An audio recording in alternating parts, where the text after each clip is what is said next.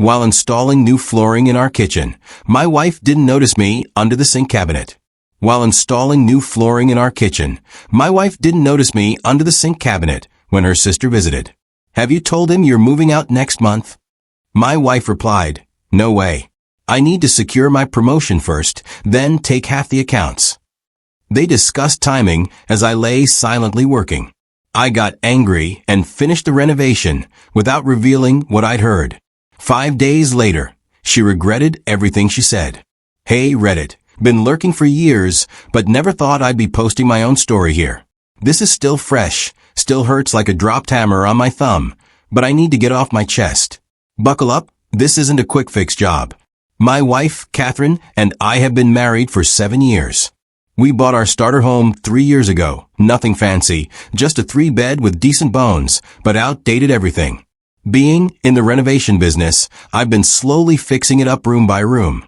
Our relationship was like that house. Solid foundation, decent structure, but maybe needed some work in places.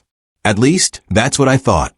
Last month, Catherine kept dropping hints about wanting the kitchen done before summer.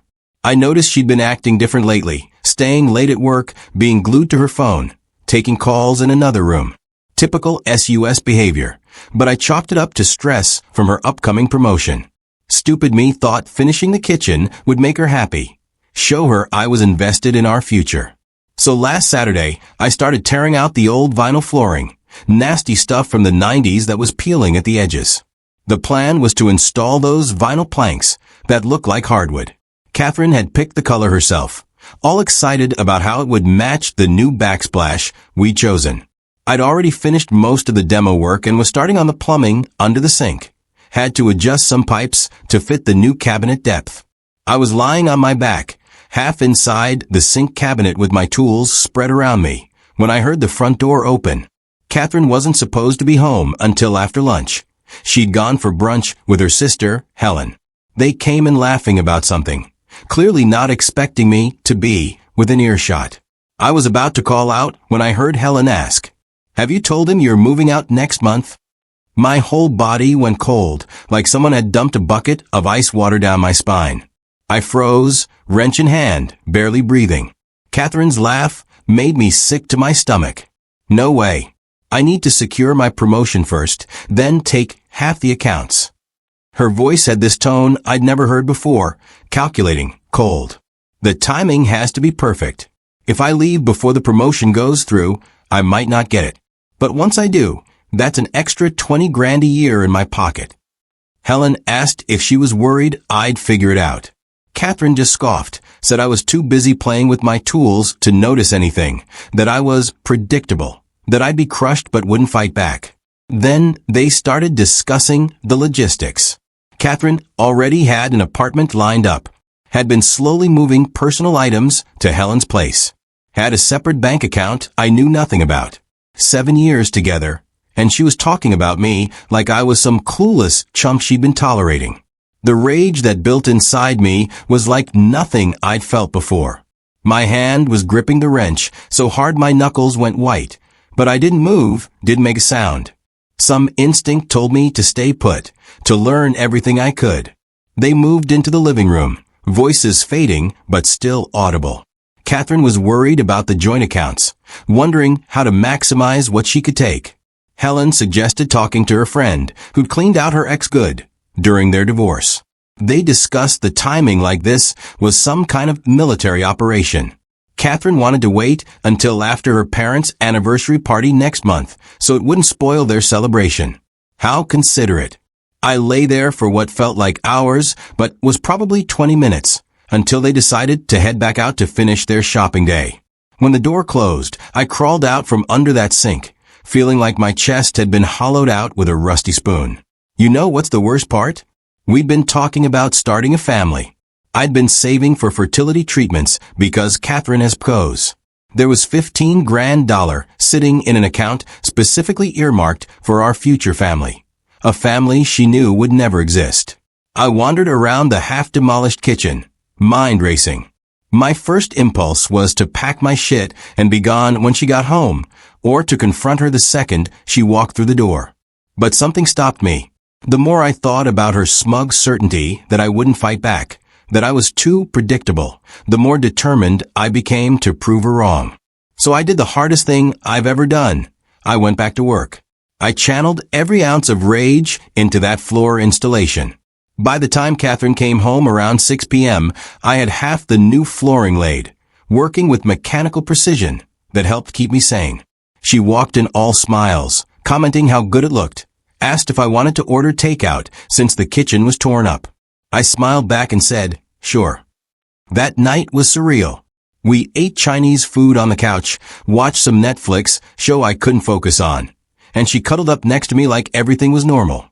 She even initiated sex later, which now made me wonder if it was guilt or just maintaining the facade.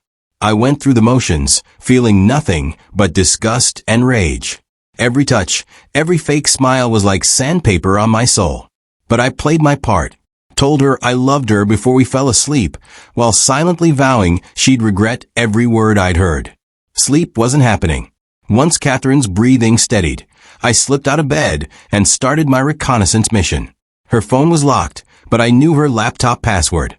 Nothing suspicious in her emails I could access, but then I checked our joint accounts online and noticed regular transfers of $200 to $300 to her personal account over the past few months, more than the usual spending money she kept separate. Small enough that I hadn't noticed, but it added up to thousands. I took pictures of everything with my phone. Documentation would be key. By 3 a.m., I was sitting on our back porch texting my buddy Anthony. Need to talk ASAP. Marriage emergency. Not joking. He responded immediately despite the hour. Tomorrow.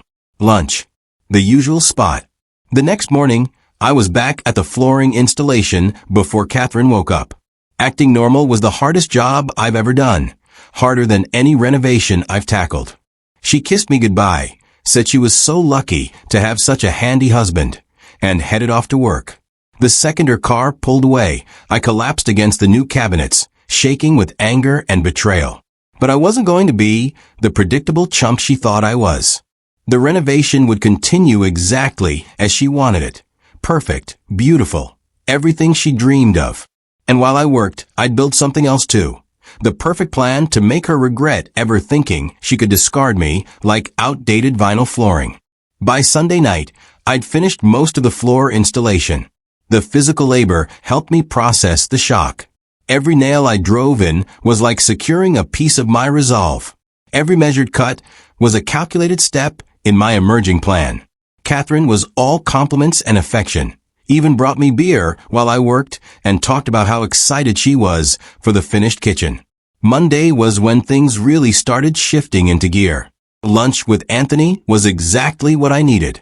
We met at our usual sandwich spot, and the second I told him what happened, he went from concerned to furious on my behalf.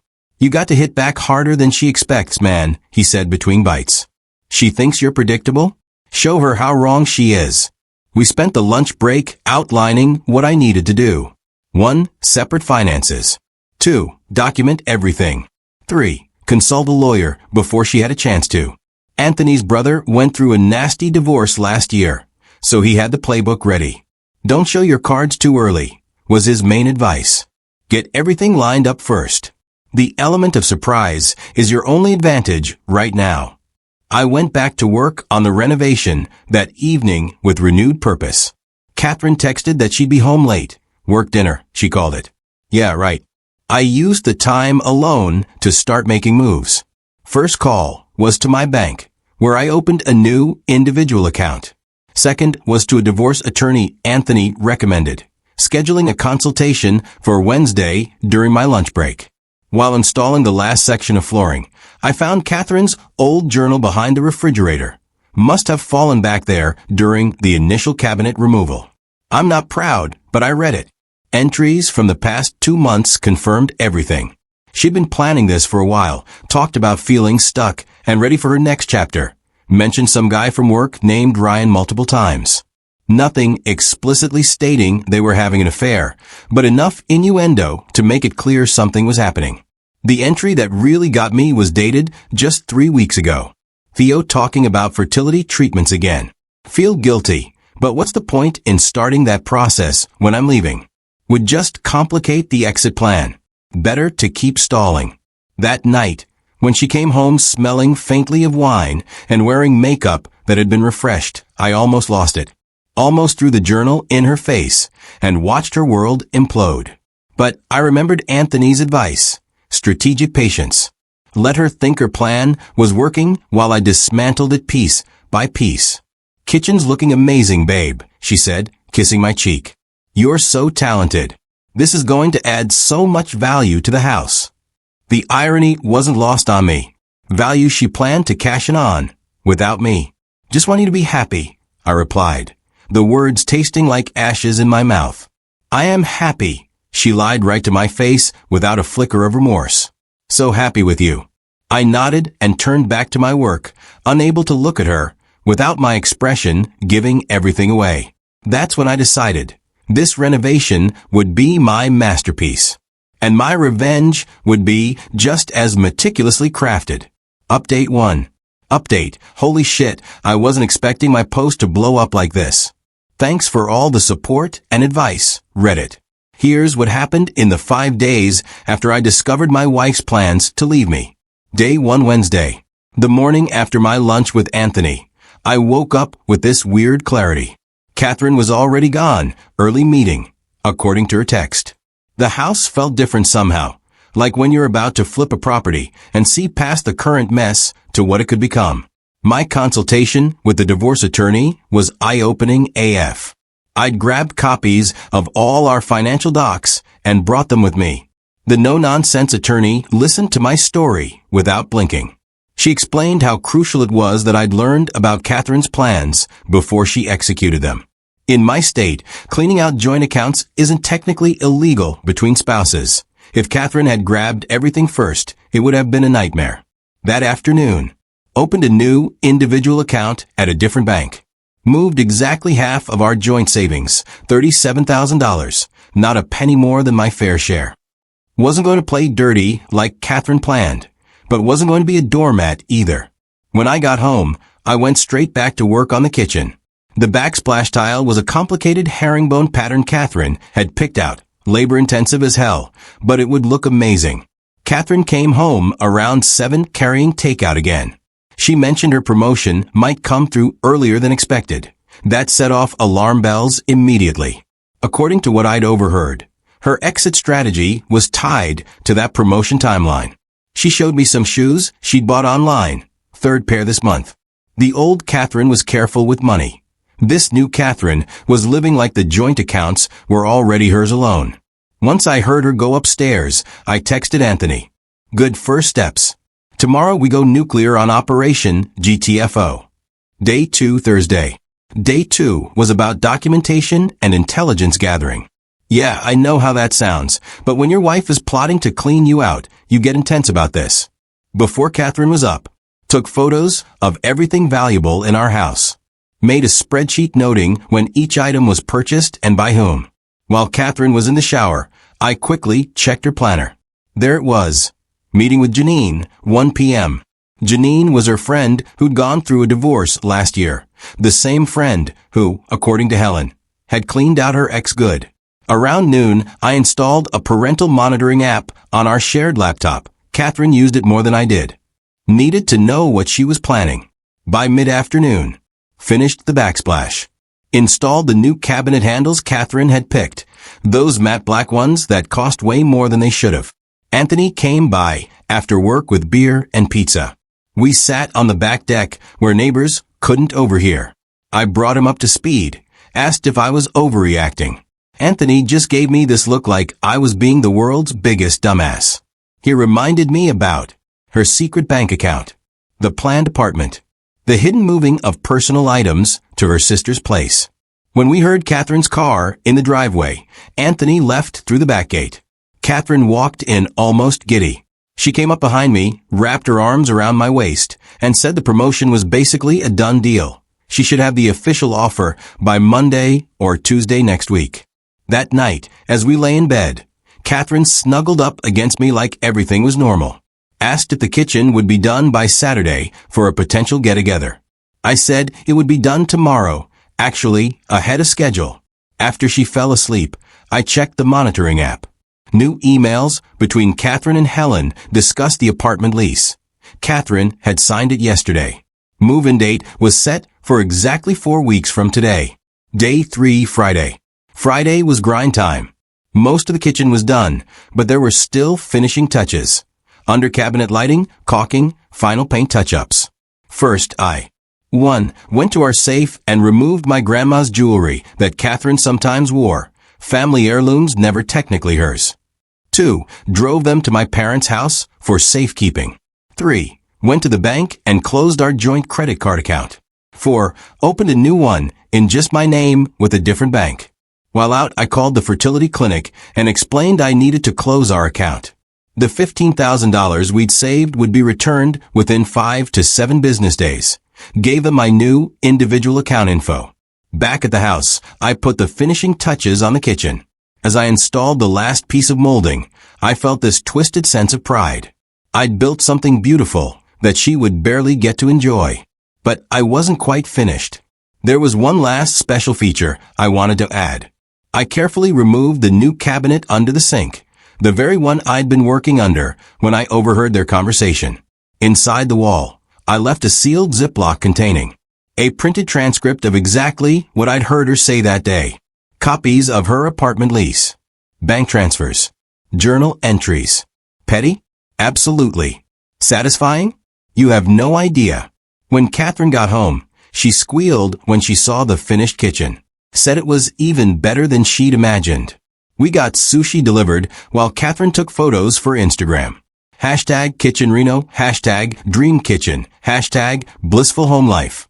Later, Catherine came downstairs wearing lingerie I'd never seen before. Said she wanted to properly christen the new kitchen.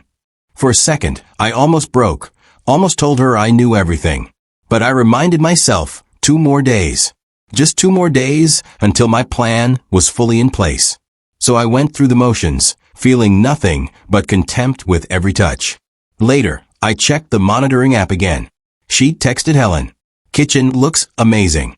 Almost feel bad about the timing, but not really. He'll find another house to fix up. LOL. Day 4, Saturday. Saturday morning.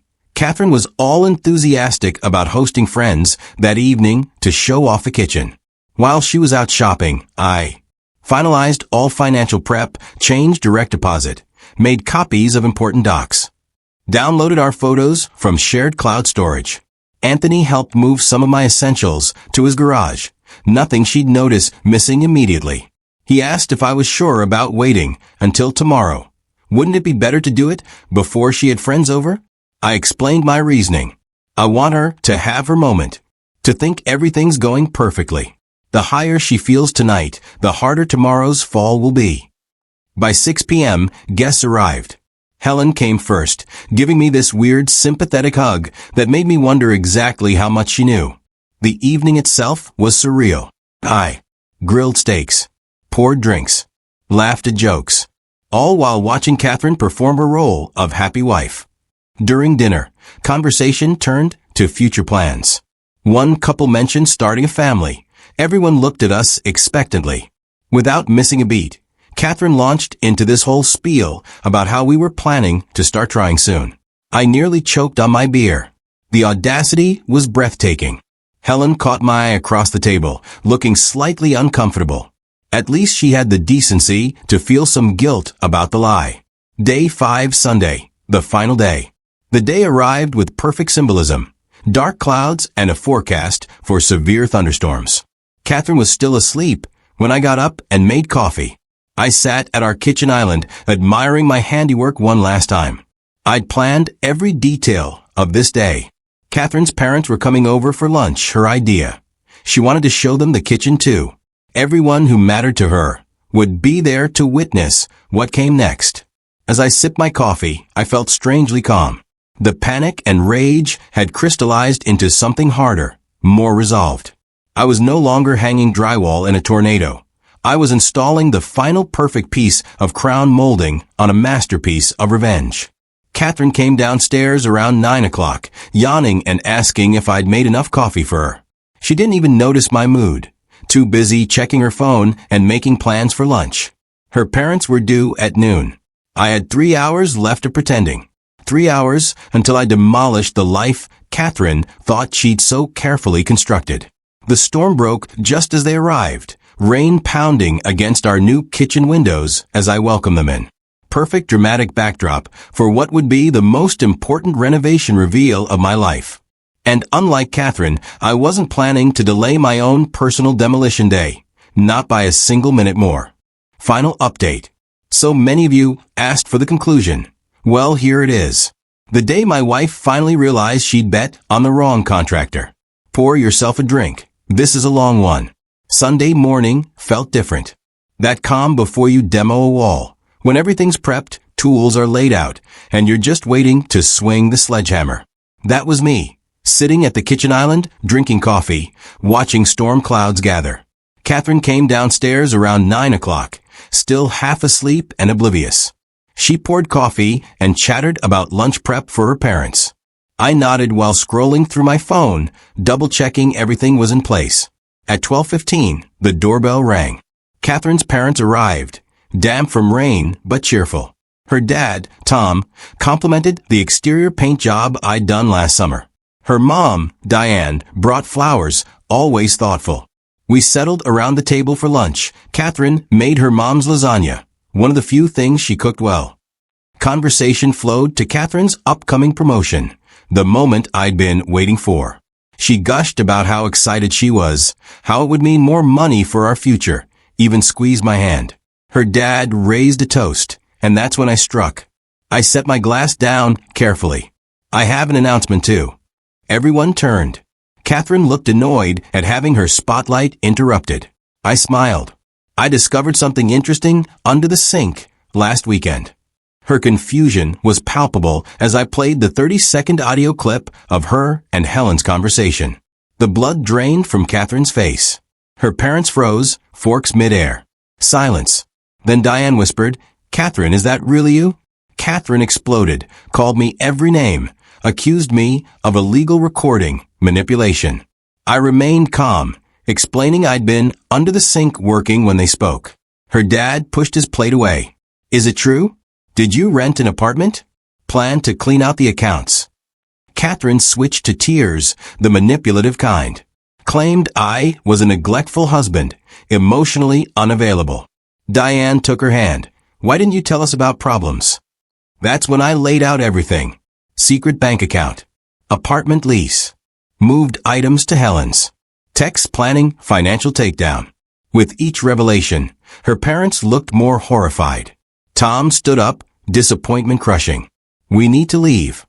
As they gathered their things, Diane hugged me, whispering, "I'm so sorry." Tom shook my hand firmly. Neither could look at Catherine. The moment the door closed, Catherine's mask fell. She screamed about how I'd ruined everything, destroyed her relationship with her parents. I remained silent, calm, until she paused to breathe. Then I dropped the final bombshells. Already moved half our savings, $37,000, to my account. Closed joint credit cards. Redirected the $15,000 fertility fund. Had documentation on every asset. She scrambled to check accounts, hands shaking. When she realized her exit plan was derailed, she switched tactics. Sobbed about mistakes. Blamed Helen for putting ideas in her head. Tried to seduce me. "We can work through this." I stepped back. Already consulted a lawyer. Paperwork files tomorrow. No alimony, just a clean break. The look on her face? Priceless. The moment she realized. 1. She'd completely misread me. 2. Her predictable chump was 10 steps ahead. 3. While she planned to discard me, I'd been dismantling her plan the whole time. As I packed a suitcase, she alternated between threats and pleas. Before leaving, I gestured to the kitchen. "Left you one last surprise hidden in the walls. You'll only find it if someone renovates again. Every time you use this kitchen, you'll wonder what evidence or message is sealed behind these perfect tiles." I handed her a folder of all my evidence, copies only. Originals were safe elsewhere. As I loaded my truck, the rain stopped. Sunlight broke through. Catherine stood in the doorway, mascara streaked, arms crossed. For a brief moment, I felt sadness for what could have been. Then I drove to Anthony's. He waited on his porch with 2 beers, no questions, just support. That night, Catherine blew up my phone. Angry, apologetic, desperate. I read every message, but didn't respond. Epilogue, 3 weeks later. Divorce papers filed. Her promotion announced the same day, saw it on LinkedIn. She removed our relationship status on Facebook. I moved to a small apartment near work. Mutual friends took sides. Some admitted they'd seen signs. Yesterday, I drove past our house. A for sale sign stood in the yard. Maybe she can't stand the kitchen's hidden secret. Maybe she needs the money now that her plan failed. Seeing that sign felt like the final demolition. Our marriage's rotten structure is now bare earth. And me? I'm ready to build something new, on solid ground this time.